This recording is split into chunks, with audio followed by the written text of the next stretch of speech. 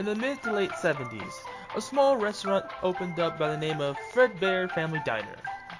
What made this different from the other family restaurants was the inclusion of two animatronics made by William Afton. These animatronics could not only stand, sing, or move around, but they can also be worn as suits. Unfortunately, due to malfunctions of the spring suits and the unfortunate death of one of the children at a party, the restaurant was sold to a man named Freddy Fazbear, who turned this small family restaurant into a franchise called Fazbear Entertainment. With the new change came bigger budget, bigger building, and a cartoon called Freddy and Friends, with 4 new characters: Freddy Fazbear, Bonnie the Bunny, Chicky the Chicken, and Foxy the Pirate Fox. Unfortunately, shortly after its opening, the 5 children went missing after one of the employees, or just a random person, wore one of the springlock suits and lured 5 children to the back of the establishment, where they went missing. Shortly after, partygoers and parents would complain of foul odors coming from the animatronics. It was found later that the bodies were stuffed inside the suits, and the restaurant shut down. A few years later, it reopened with new animatronics, due to the old ones being retired.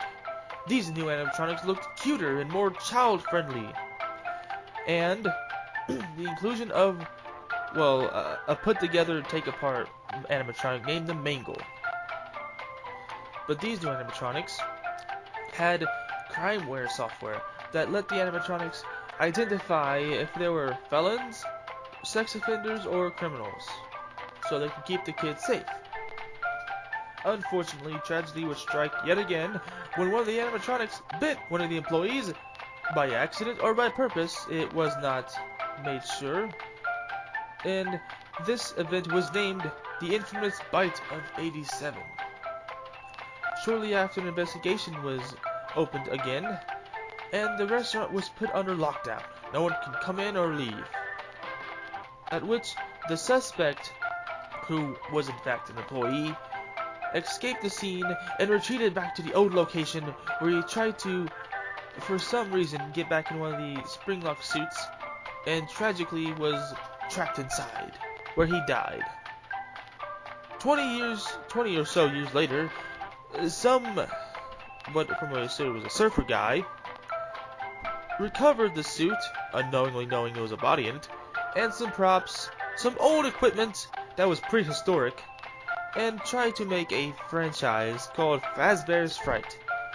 Surprisingly, the restaurant burned down before it opened, due to a disgruntled employee, a disgruntled parent, or just faulty wiring from, the equipment being from the 70s or 80s, is unheard of, is yet to be unheard, or no one knows. But the legend of the Fazbear Entertainment will go down in infamy as one of the most tragic and scariest restaurants of all time. Thank you. Hey guys, this is Brandon Voice Requests. I apologize if that was a little corny or inaccurate. This was just my interpretation of the history of Fazbear Entertainment. I did it for a fan. I can't think of his name. I apologize. I'll put the link of the one who suggested it, and also to his channel to go check him out. Thank you for suggesting this. I apologize if it wasn't the complete lore. I know it wasn't up to MatPat standards, but it is.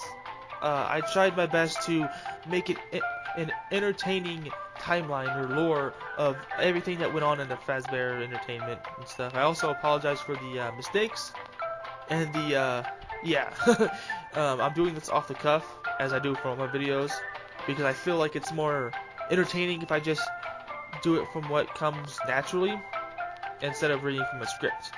So yeah, if you guys got any requests, put it in the comment section below as always, and I will see you guys in the next video. This is Brandon Voice Requests signing off.